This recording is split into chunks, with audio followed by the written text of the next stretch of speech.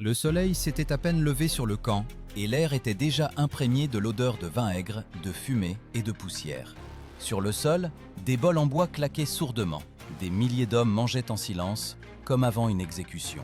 En ces instants, ce n'était pas seulement le sort de la bataille qui se jouait, c'était le destin de l'Empire lui-même. Mais que mangeaient-ils exactement avant le combat ? Qu'est-ce qui remplissait leur corps d'une force capable de supporter des marches de 20 km et des mêlées où chaque seconde était un pas vers la mort ? Les légionnaires romains ne se nourrissaient pas de façon raffinée. Leur force naissait de la simplicité. Comme l'écrivait Polybe, la base de leur régime alimentaire était le blé, non pas cuit, non pas moulu finement, mais grossièrement broyé, presque cru. À partir de celui-ci, les soldats faisaient une bouillie épaisse en la mélangeant avec de l'eau et du sel et parfois avec du vinaigre. Cette boisson s'appelait la posca, un mélange épais et acide que l'homme moderne ne pourrait probablement pas avaler sans dégoût. La posca, c'est ainsi que s'appelait ce liquide nutritif, leur servait de petit déjeuner, de déjeuner et de dîner. Elle les rassasiait non seulement, mais les protégeait aussi de la soif sous la chaleur. En substance, c'était une boisson énergisante antique, riche en glucides, qui retenait l'eau dans le corps. Les historiens notent que les Romains croyaient « plus la nourriture est simple, plus l'esprit est pur ». Le légionnaire ne devait pas chercher le plaisir dans la nourriture, seulement le carburant pour la force. Imagine, le matin avant la bataille de Cannes, un champ couvert de poussière, plus de 50 000 légionnaires se rangent en ligne. Quelqu'un finit pour la dernière fois une galette de céréales grossières. Quelqu'un boit les restes de posca, sentant l'acide visqueux brûler sa langue. L'estomac est vide, mais le corps est prêt au combat. Dans ce rituel austère, la force de la discipline, devenue une arme aussi puissante que l'épée. Les découvertes archéologiques sur les sites des camps romains confirment ce régime. Traces de blé, d'orge, d'os d'animaux domestiques, de grains carbonisés. Mais la viande était une rareté. En campagne, elle se gâtait rapidement. Ce n'est que devant les batailles les plus importantes que les guerriers étaient autorisés à un peu de lard séché ou de gras pour leur donner des forces. C'est alors que les chaudrons du camp commençaient à fumer, non pas pour le goût, mais pour l'endurance. Parfois, les soldats préparaient une bouillie épaisse, le pulse. C'était un simple mélange de céréales, d'huile et d'herbes. Elle ressemblait à de l'argile, mais pouvait se conserver plusieurs jours. L'historien Tite Live écrivait que les légionnaires plaisantaient « le pulse est notre deuxième bouclier ». Et en effet, ce modeste chaudron leur donnait l'énergie pour une marche de 25 km avec une charge de plus de 30 kg sur le dos. La force du soldat romain ne naissait pas dans la forge, mais dans le chaudron. Ses muscles étaient nourris non pas de viande, mais de céréales et de vinaigre. Son esprit était nourri par l'idée que le goût n'était pas important. Seule la ténacité l'était. Et quand le soleil se levait à l'horizon et que les trompettes de signal appelaient au rassemblement, des milliers d'hommes, sentant le goût aigre de la posca sur leurs lèvres, savaient. Aujourd'hui, ils devaient prouver que même une nourriture simple pouvait donner la force des dieux. Mais avant que l'épée ne soit dégainée, le corps devait supporter la marche. Et pour supporter, il fallait savoir comment Rome préparait ses soldats à cette charge extrême. La route vers la bataille ne commençait pas par un cri « à l'attaque !», mais par un pas lourd. Jour après jour, les légions avançaient, comme une rivière d'acier vivante. Derrière chacun, pas moins de 30 kg d'équipement. Armure, casque, glaive, piloum, vaisselle, chaudron, outils de camp et 3 jours de rations sèches.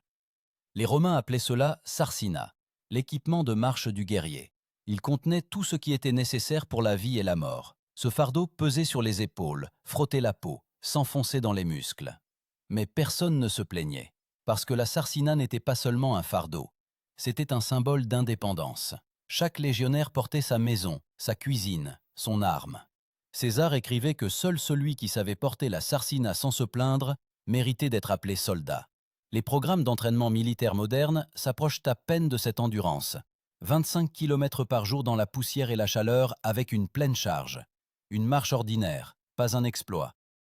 Avant de partir en campagne, le centurion parcourait les rangs et vérifiait personnellement si chacun avait pris sa part de céréales. Le blé était sacré. Sans lui, il n'y avait ni force, ni esprit. Il était distribué strictement, selon une mesure, connue sous le nom de modius, environ 8 litres par semaine. Le soldat devait lui-même moudre le grain entre des pierres, cuire des galettes ou préparer le pulse. Ce processus ne se contentait pas de rassasier, il préparait mentalement. Les mains qui broyaient les grains, comme si elles se souvenaient de la terre pour laquelle il allait falloir se battre. L'arôme du grain grillé se mêlait à la fumée des feux de camp, au grincement des courroies, au choc sonore du métal sur le métal. Le matin, les guerriers mangeaient rapidement, 5 minutes, pas plus. Le goût était monotone, mais il cachait une intention. Les Romains croyaient que la diversité de la nourriture rendait le soldat faible, corrompait le corps et la volonté. L'historien Végès écrivait « La force de la Légion réside dans sa tempérance. Pour nous, habitués au café sucré et au petit déjeuner chaud, cela semble cruel, mais c'est précisément une telle ascèse qui a créé une armée qui a conquis la moitié du monde. Avant la bataille, les légionnaires recevaient généralement une ration renforcée, plus de sel, un peu de fromage et de vin. Non pas pour le plaisir, le sel retenait l'eau et le vin aigre aidait à éviter les infections et donnait une sensation de vigueur. Cette boisson s'appelait vinum acetum, du vin dilué avec du vinaigre. Pour l'homme moderne, cela semblerait gâté, mais dans le camp romain, c'était le goût de la survie. Tite-Live écrivait que même les jours les plus chauds, les légionnaires préféraient l'acétum à l'eau pure car le corps, nourri par lui, ne brûle pas sous le soleil. Avant la bataille, tous les repas obéissaient à un rituel. Après le signal de la trompette, les hommes mangeaient en silence. Les officiers subalternes veillaient à ce que personne ne mange trop. La lourdeur dans l'estomac était considérée comme l'ennemi de la vitesse. Les portions étaient donc minuscules, mais caloriques. Une galette, du fromage, une gorgée de vin, et c'est tout. Le reste, la force de l'esprit. Les découvertes archéologiques à Carthage et sur le site des camps d'Alésia confirment la présence de moulins de campagne et de chaudrons spéciaux. Cela indique que la préparation des repas était centralisée. Dans les grandes unités, des cuisiniers spéciaux étaient désignés, les coctores. Mais le plus souvent, chaque contubernium, un groupe de 8 hommes, préparait lui-même sa nourriture. Dans leur chaudron, le pulse bouillait, comme un symbole de fraternité. 8 corps, 8 voix, une seule énergie. Quand l'aube colorait l'horizon, des centaines de chaudrons commençaient à refroidir. L'odeur de cendre et de vin aigre se mêlait à l'arôme du cuir et du métal. Les guerriers écrasaient les braises avec leurs pieds, soulevaient leurs sarcinats, et la colonne se remettait en marche. Chaque pas mesurait le temps jusqu'à l'affrontement, chaque inspiration, le souvenir de la dernière cuillère de bouillie. Certains historiens débattent si un régime aussi frugal pouvait réellement soutenir la force d'un légionnaire. Mais les découvertes de restes humains avec une structure osseuse dense et une musculature développée montrent, oui, l'organisme s'adaptait. Les Romains atteignaient les limites des capacités humaines. Leurs corps devenaient des machines où chaque calorie était utilisée de manière idéale. Et pourtant, même ces hommes d'acier savaient, avant le combat, la nourriture n'était pas seulement un carburant, c'était un rite. De lui dépendait non seulement la force du corps, mais aussi la pureté de l'esprit. C'est pourquoi, au matin du jour décisif, quand la terre tremblait sous la marche et que le ciel était voilé de poussière, les légionnaires mangeaient non pour le goût, mais pour la mémoire de Rome. C'est à ce moment précis que commençait la principale épreuve, non pas le goût de la nourriture, mais le goût de la peur. Parce que maintenant, chaque pas les rapprochait de l'endroit où le sang se mêlerait à la sueur. Et le goût aigre de la posca resterait la dernière chose que le soldat sentirait en tombant dans la poussière sous le soleil d'Italie. La chaleur du soleil de midi faisait fondre l'air au-dessus du champ, et même la respiration devenait lourde, comme si le monde lui-même résistait à l'approche de la bataille. Les légionnaires avançaient en colonne serrée, pas après pas, leurs casques reflétant la lumière tels de petits miroirs. Ce son, rythmé, sourd, comme les battements du cœur d'un géant, était la musique de Rome. Ils n'allaient pas simplement à la guerre, mais vers leur destin. Et à cet instant, il était décidé s'ils auraient assez de force, donnée par une nourriture modeste et une discipline de fer. Lorsque l'avant-garde atteignait la ligne, commençait la dernière pause avant le combat, courte, presque sacrée. Les centurions donnaient l'ordre de s'arrêter, de construire le camp, de fortifier le périmètre. C'était obligatoire même le jour de la bataille. Sans camp, pas d'ordre. Les soldats creusaient un fossé, montaient les tentes, allumaient des feux. À ce moment, ils mangeaient pour la dernière fois avant le combat. Le menu ne changeait pas, toujours le même pulse, les mêmes galettes, la même posca. Mais c'est ici, dans le silence avant le fracas, que ce simple repas se transformait en rituel. Comme l'écrivait Tacite, le guerrier, en goûtant sa nourriture avant la bataille, la partage déjà avec les dieux. L'odeur aigre de la posca montait dans l'air, se mêlant à l'arôme de l'huile et du fer. C'était l'odeur de la mort et de la force approchant simultanément. Parfois, les centurions permettaient d'ajouter un peu de graisse ou de fromage à la bouillie, pour que l'estomac ne se contracte pas de peur. Ce moment rappelait la maison, le pain, la famille qui attendait quelque part à des centaines de milles. Mais personne n'était autorisé à se détendre. Même pendant le repas, le soldat gardait son arme sur lui. Ni une fourchette, ni une épée ne pouvaient être laissées sans surveillance. C'est là qu'apparaissait un autre élément de la préparation romaine, le signum. C'était l'enseigne de combat, l'étendard de la légion, orné d'argent et de plumes. Il se tenait juste près du foyer du camp, et chaque soldat en passant le touchait de la main avant de manger. Ce geste signifiait la loyauté et la volonté de mourir.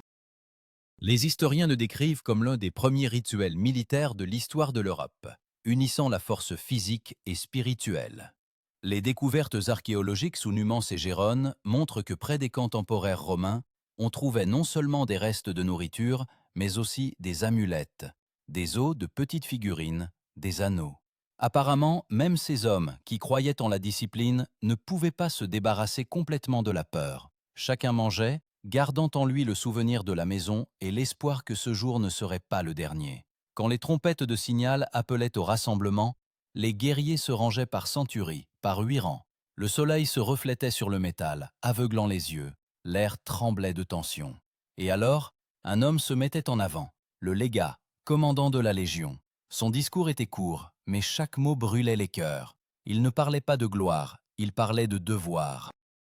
De ce que Rome ne tolérait pas la faiblesse. Et quelque part au fond, sous la peur et la fatigue, une rage éclatait. Avant le combat lui-même, les guerriers accomplissaient un autre rituel ancien. Ils s'aspergeaient le visage et les mains de vinum acetum. On croyait que cela purifiait le corps et chassait les mauvais esprits. En réalité, l'acide éliminait l'odeur de sueur et rafraîchissait la peau. Mais pour les soldats, ce n'était pas seulement un moyen d'hygiène, c'était un acte de purification avant la mort. Polybe écrivait que c'est à ce moment précis que la Légion passait d'une foule d'hommes à une seule machine. Pas de conversation, pas de plaisanterie. Seulement le regard en avant et le léger sifflement du vent entre les lances.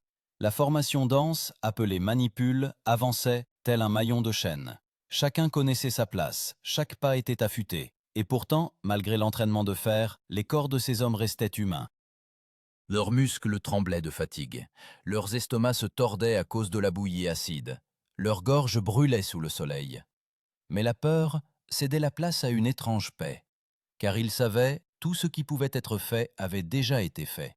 La nourriture était mangée, les rituels accomplis, les ordres donnés. Il ne restait plus qu'à avancer.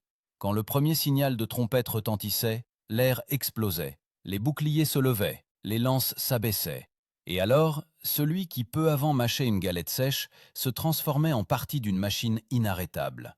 Chaque cellule du corps, nourrie de Posca, travaillait à l'impact. La légère faim se transformait en adrénaline, l'acide en force, et la fatigue en une détermination désespérée. C'est en cela que résidait le secret de la nourriture romaine. Elle ne procurait pas de plaisir, elle transformait l'homme en mécanisme. Une nourriture simple, qui éduquait la volonté. Du vinaigre et des céréales, qui donnèrent naissance à un empire. Et quand la première ligne se heurtait à l'ennemi, il semblait que la terre elle-même tremblait sous leurs pieds, au rythme de leur cœur.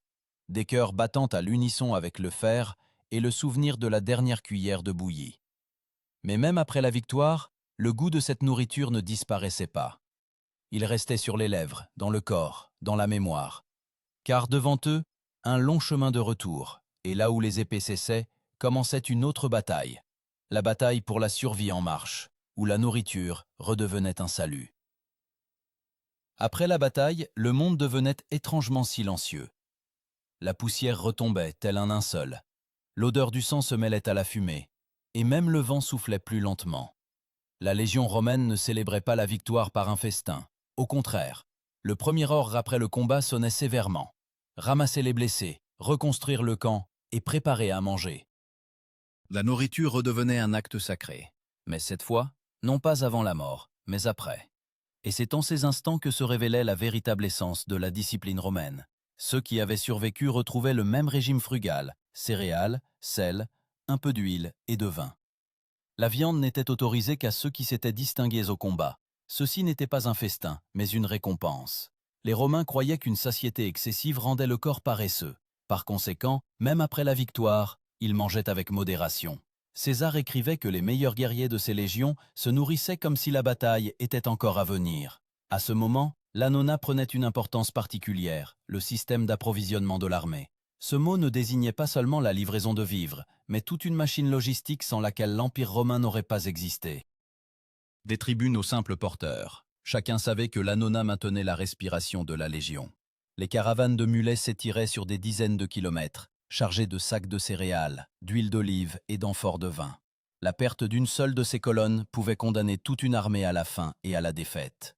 Au plus fort de la campagne estivale, lorsque la chaleur transformait le champ en pierre incandescente, les soldats commençaient à souffrir de la soif plus que des blessures. Alors la Posca venait de nouveau à la rescousse.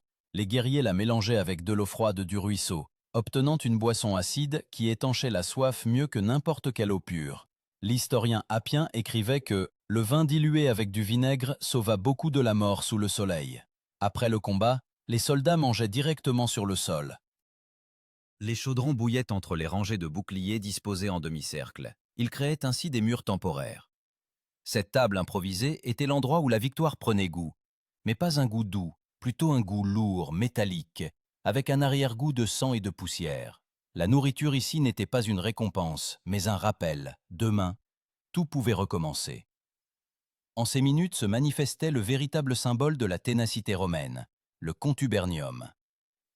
Ce mot désignait un groupe de 8 soldats vivant et mangeant ensemble. Ils étaient liés non seulement par les ordres, mais aussi par le pain, partagé à parts égales.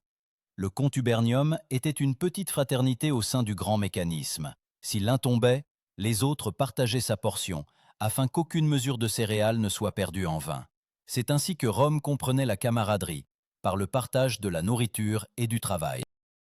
Les découvertes archéologiques en Bretagne et en Gaule ont montré que même des siècles plus tard, les légionnaires suivaient ce principe. Sur les sites, on a découvert des foyers communs et des meules de pierre permettant de déterminer que tous les 8 hommes broyaient le grain ensemble. Cette simple routine les unissait plus fortement que les serments, car derrière chaque chaudron se tenait une vie, dépendante d'une autre. Quand la nuit tombait, l'odeur de fumée et de pain montait au-dessus du camp. La faible lueur des braises se reflétait dans les yeux des guerriers fatigués. Ils mangeaient en silence, écoutant les gémissements lointains des blessés. Le goût de la posca était le même, mais maintenant il semblait différent. On y sentait la gratitude d'être en vie. Celui qui le jour se battait à l'épée tenait le soir une cuillère en bois, et c'était un retour à l'humanité. Tacite écrivait que le soldat romain devait savoir vivre de la même manière, au combat et dans la vie quotidienne. Sa force ne résidait pas seulement dans ses muscles, mais aussi dans son habitude de l'ordre. Même le lendemain de la bataille, la Légion se reformait, nettoyait ses armes, mesurait sa part de céréales. La vie continuait comme si rien ne s'était passé, et c'est dans cette froide constance que naissait l'invincibilité de Rome.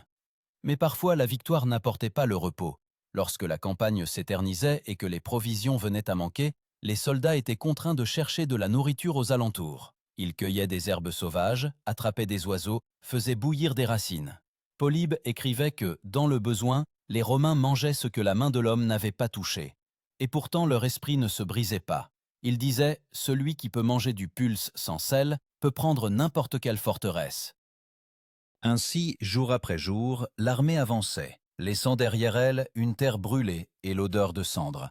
Et chaque soir, le chaudron bouillait à nouveau. La posca était de nouveau versée. 8 hommes partageaient à nouveau le pain, comme s'ils partageaient la vie. Leur nourriture était pauvre, mais de cette pauvreté naissait la grandeur. Car Rome ne fut pas construite sur l'or, mais sur des grains cuits dans la poussière de la guerre. Mais c'est alors, lors des longues campagnes, qu'apparut pour la première fois l'autre face de cette force, l'épuisement, qui pouvait anéantir même une légion. Et pour tenir bon, les Romains inventèrent ce qui sera plus tard appelé la diète des dieux, une manière particulière de se nourrir avant les campagnes décisives. Lorsque la guerre devenait interminable et que les campagnes duraient des mois, les commandants romains comprenaient que la force du légionnaire dépendait non seulement de l'épée, mais aussi de la nourriture. C'est alors qu'apparut une préparation spéciale avant les grandes batailles, un régime que les historiens appelleraient plus tard la diète des dieux. Ce n'était pas un festin solennel, au contraire, c'était une période de purification où la nourriture se transformait en épreuve. Avant les batailles décisives, les légionnaires étaient soumis à un régime composé presque exclusivement de céréales et de vin aigre. Ni viande, ni excès. Le but était simple, purifier le corps de l'excès de graisse, le rendre léger, mais fort. Comme l'écrivait Végès, le guerrier doit aller au combat le corps vide, mais le cœur lourd. Le vinaigre et les céréales agissaient comme un carburant, grossier, simple, mais fiable. Les physiologistes modernes le confirment. Un tel régime, riche en glucides lents, permet de maintenir l'énergie lors de longues marches. Les centurions surveillaient attentivement ce que chacun mangeait. Toute tentative de se procurer de la viande en cachette était considérée comme une marque de faiblesse. Le contrevenant pouvait être privé d'une partie de sa ration ou même puni de coups de fouet. Mais la plupart des soldats n'essayaient même pas. Pour eux, la nourriture était une continuation de la discipline, une partie de l'ordre interne, où chaque morceau de pain rappelait le devoir. Avant la bataille d'Alésia, dont César lui-même a écrit, les légionnaires ont mangé pendant des semaines uniquement du blé et du pulse. L'approvisionnement était sur le point de s'effondrer, l'ennemi les encerclait. Mais l'esprit de l'armée ne faiblissait pas. Les guerriers plaisantaient en disant qu'un Romain peut se battre le ventre vide s'il a une poignée de céréales. Ce n'était pas de la bravade, mais une réalité. La nourriture simple les habituait à la patience, les transformant en hommes capables d'endurer la douleur sans crier. C'est à cette époque qu'apparut la notion de panis militaris, le pain militaire. Il était cuit sur des braises, était dur comme de la pierre et pouvait se conserver des semaines. On le trempait dans l'acétum pour le ramollir et on le mangeait directement en formation. En substance, c'était le prototype de la ration de combat moderne. Les archéologues ont trouvé de telles galettes à Pompéi et dans les forts romains de Bretagne. Gris-brun, avec une croûte bien cuite et une odeur de fumée. Elles ont traversé les siècles, comme un rappel de ce qui nourrissait la force de l'Empire. La nourriture du légionnaire était non seulement un entraînement physique, mais aussi spirituel. Chaque morceau de pain, c'est une promesse de ne pas abandonner. Chaque gorgée de vin aigre, un rappel que la vie est courte et Rome est éternelle. Et quand à l'aube l'armée se formait en ordre de bataille, cette énergie intérieure se faisait sentir dans chaque mouvement. À ce moment-là, la formation romaine prenait vie. Les casques d'acier scintillaient sous le soleil, les boucliers se serraient en un mur vivant. Les guerriers levaient leur pilum, et un léger cliquetis de métal parcourait les rangs. Ce n'était pas seulement une formation, c'était un rituel de force. La formation s'appelait testudo, ce qui en latin signifie tortue. Les soldats serraient leurs boucliers au-dessus de leur tête et sur les côtés, formant un dôme impénétrable. À l'intérieur, il faisait sombre, étouffant, l'odeur de sueur et de fer, mais personne ne fléchissait. Et c'est là que se manifestait la véritable signification de leur régime. Sans un estomac léger, sans nourriture lourde, une telle formation n'aurait tout simplement pas tenu. À l'intérieur de la testudo, il fallait rester des heures, immobile, sous une pluie de flèches et de pierres. La fatigue due à la nourriture aurait pu être mortelle. C'est pourquoi les Romains mangeaient de manière à être prêts pour cette épreuve. Nourriture et tactique fusionnaient, se transformant en armes. Tacite notait que les armées romaines pouvaient soutenir des opérations continues plus longtemps que n'importe quels adversaires, précisément à cause de leur alimentation. Leur énergie ne dépendait pas des réserves de viande ou des provisions du marché. Ils pouvaient marcher des semaines, se nourrissant de céréales et de sel. Cela les rendait imprévisibles et invulnérables. La nuit précédant la bataille, un silence particulier régnait dans le camp. Les guerriers étaient assis près des braises, rompaient le pain, le trempaient dans le vin. Quelqu'un murmurait des prières, quelqu'un aiguisait sa lame. Et à ce moment, entre la faim et la peur, entre la fumée et les étoiles, naissait ce qui sera plus tard appelé le miracle romain, une préparation absolue à la mort au nom du devoir. Quand le matin les trompettes annonçaient le début, les légionnaires se levaient, comme un organisme unique. Le pull, mangé pendant la nuit, donnait de l'énergie, le vin aigre, de la détermination. Chaque pas était précis, comme le mouvement d'une machine. Et quand les rangs se refermaient en testudo, les ennemis ne voyaient pas des hommes, mais quelque chose de plus grand, une force nourrie non pas par la viande, mais par la volonté. Ainsi, le régime romain, créé par nécessité, se transforma en symbole de pouvoir. Mais après la gloire venait une nouvelle étape, le retour à la maison, lorsque les guerriers goûtaient pour la première fois depuis des mois à de la nourriture ordinaire. Et c'est alors qu'ils réalisaient que le goût de la victoire n'était pas du tout un festin, mais le souvenir d'un simple grain qui leur avait donné l'immortalité. Le retour de campagne était le moment le plus étrange pour un légionnaire. Le corps était habitué aux privations, l'estomac à la nourriture frugale, et l'âme à l'anxiété constante. Et soudain, l'odeur du pain frais, de l'huile d'olive, de la viande rôtie. Tout cela semblait presque indécent après des mois de posca et de pulse. À Rome, on organisait un triomphe en l'honneur des vainqueurs, une procession sur la voie sacrée, des fleurs, des foules, du vin. Mais les soldats eux-mêmes ressentaient souvent du dégoût pour l'abondance. Ils regardaient les plats raffinés et comprenaient que la véritable force ne naissait pas ici. Les historiens écrivaient que de nombreux vétérans continuaient à se nourrir à la manière des campagnes, même chez eux. Une simple bouillie de blé, un peu de vinaigre et de sel, une habitude transformée en symbole de mémoire. L'empereur Auguste, selon les témoignages de Suétone, mangeait comme un soldat, modestement et rapidement, sans jamais se permettre la satiété. Il disait que la satiété rendait l'homme vulnérable.